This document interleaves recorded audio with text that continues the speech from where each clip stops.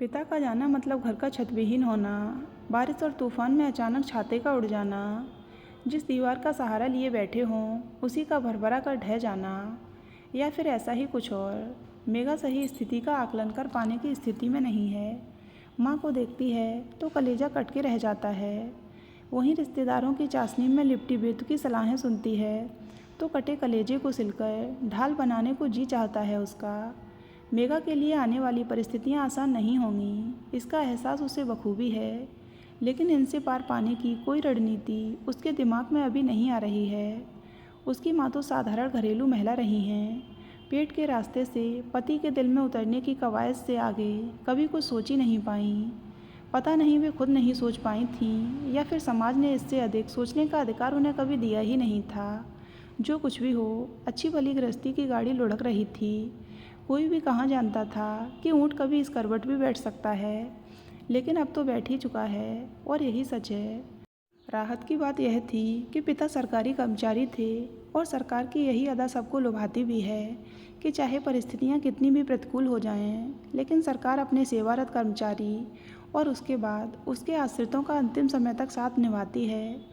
लिहाजा परिवार के किसी एक सदस्य को अनुकंपा के आधार पर नौकरी मिल ही जाएगी और यही नौकरी उनके आगे की लंगड़ाती राह में लकड़ी की टेक बनेगी। 15 वर्ष की छुटकी माला और 20 वर्ष की मेघा। माँ को चूँकि दुनियादारी की अधिक समझ नहीं थी और माला ने अभी अपनी स्कूली पढ़ाई भी पूरी नहीं की थी, इसलिए यह नौकरी मेघा ही करेगी, यह तय ही था। लेकिन मेघा जानती थी कि परिवार की जिम्मेदारी लेना बिना पैरों में चप्पल पहने कच्ची सड़क पर चलने से कम नहीं होगा। अनुकंपा की नौकरी दोधारी तलवार होती है। एक तो यह एहसास हर वक्त कचोटता है कि यह नौकरी आपको अपनी मेहनत और काबिलियत की बदौलत नहीं, बल्कि किसी आत्मीय की मृत्यु की कीमत पर मिली है, और दूसरे हर समय एक अपराध बोध सा घेरे रहता है कि जाने कर्तव्य ठीक से निभ भी रहे हैं या नहीं। खुद को अपराध बोध न भी हो तो कुछ नाते रिश्तेदार होते ही इसलिए हैं। उनका परम कर्तव्य होता है कि समय समय पर सूखने की कोशिश करते घाव को कुरेद कर उसे हरा बनाए रखें, और वे अपना कर्तव्य पूरी निष्ठा से निभाते हैं। 6 महीने बीतते बीतते उतरती हुई गाड़ी फिर से पटरी पर आने लगी थी। एक परिवार ने अपने मुखिया के बिना जीने की कोशिशें शुरू कर दी थीं। मेघा को भी पिता की जगह उनके ऑफिस में नौकरी मिल गई। जिंदगी ने ढर्रा पकड़ लिया। फिल्मी और किताबी बातों से परे मेघा बहुत ही व्यावहारिक लड़की है। भविष्य को लेकर उसका दृष्टिकोण बिल्कुल स्पष्ट था। वह भली भांति जानती थी कि माला और माँ उसकी जिम्मेदारी हैं, लेकिन इन जिम्मेदारियों के बीच भी वह खुद अपने लिए भी जीने की चाह पाले हुए थी। 20 की हवाई उम्र में उसके भी कुछ निजी सपने थे जिन्हें पूरा करने के लिए वह बरसों इंतजार नहीं करना चाहती थी। उसे पता था कि उम्र निकलने के बाद सपनों का कोई मोल नहीं रहता। नौकरी के दरमियान ही मंगल उसकी ज़िंदगी में आया, जिसे मेघा ने आदर्शों का रोना रोते हुए जाने नहीं दिया, बल्कि खुले दिल से उसका स्वागत किया।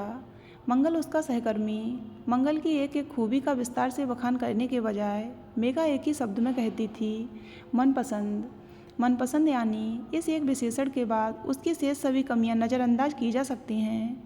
इधर लोगों ने फिल्में और टेलीविज़न के धारावाहिक देख देख कर मेघा की भी त्याग की मूर्ति वाली तस्वीर बना ली थी, और वे उसे उसी सांचे में फिट देखने की लालसा भी रखते थे।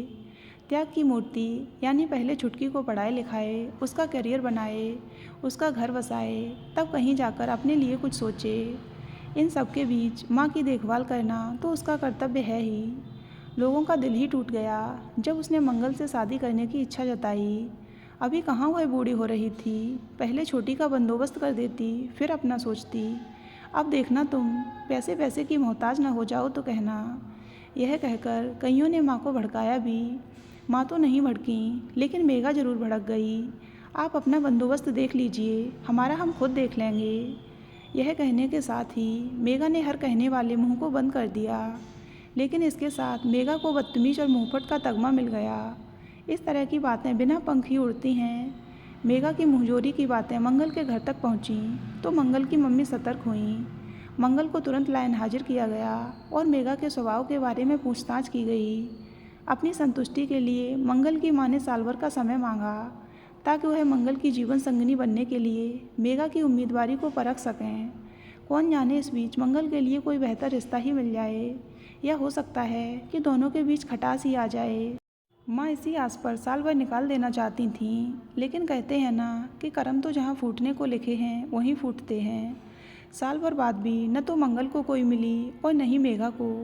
साल भर बाद दोनों इस सहमति और शर्त के साथ एक बंधन में बंध गए कि मेघा अपने परिवार की जिम्मेदारी पहले की तरह उठाती रहेगी, लेकिन मनपसंद साथी का नशा किसी भी अन्य नशे से किसी भी प्रकार कम नहीं होता।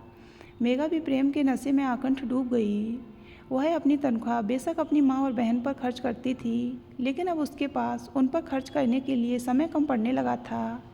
छुट्टी वाले दिन किसी तरह भागती सी मायके जाती और जाते ही वापसी के लिए घड़ी देखने लगती। साल बीतते बीतते नन्हा गोदी में आ गया तो बचे खुचे समय पर उसका कब्जा हो गया। इधर माला स्कूल ख़त्म करके कॉलेज में आ गई थी। कॉलेज का खुलापन, घर में पिता के कठोर अनुशासन की कमी और बहन का बिना ज़रूरत पैसों से पर्स भरते रहना, किशोर लड़की के राह भटकने के लिए इतने कारण काफ़ी होते हैं। किसी तरह गिरते पड़ते माला अपना कॉलेज कर रही थी। एक दिन पता चला कि माला के पांव गलत पगडंडी पर मुड़ गए। माँ ने मेघा और मंगल को बुलाकर चर्चा की। सबने ठंडे दिमाग से सोचकर तय किया कि कॉलेज ख़त्म होते ही माला की शादी कर दी जाए। लेकिन कॉलेज तो 6 महीने में ख़त्म हो जाएगा और इतनी जल्दी अच्छा लड़का कहाँ से तलाश किया जाए। 2-3 महीने खोजने के बाद भी बात बनती दिखाई नहीं दी तो मेघा को अपने देवर सोम का ख्याल आया। उसने मंगल के सामने अपनी बात रखी।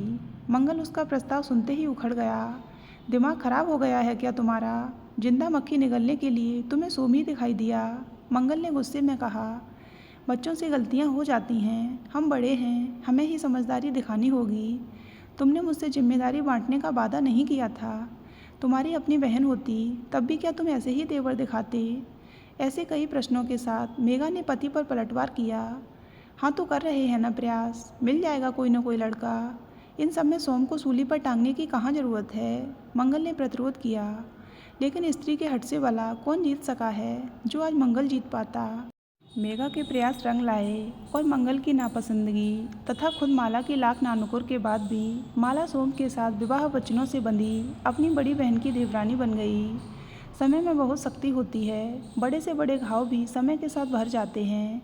खरोचों के निशान हल्के पड़ते पड़ते एक दिन अदृश्य हो जाते हैं। माला के साथ भी यही हुआ। जवानी के उफनते झरने पर सोम के प्रेम का बांध बनते ही वह शांत नदी सी बहने लगी। अब उसे गृहस्थी में रस आने लगा था। मेघा खुश थी कि उसने बिगड़ती बात को संभाल लिया था।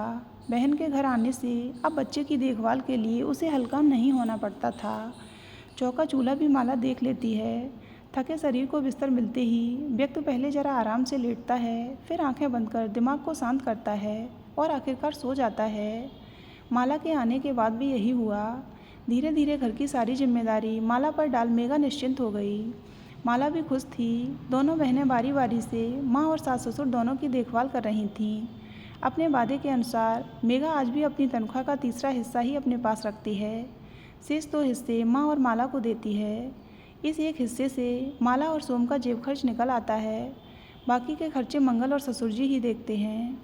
मेघा ने इतनी सरल जिंदगी की तो कल्पना भी नहीं की थी, लेकिन हकीकत को भी भला कैसे झुठलाया जा सकता है।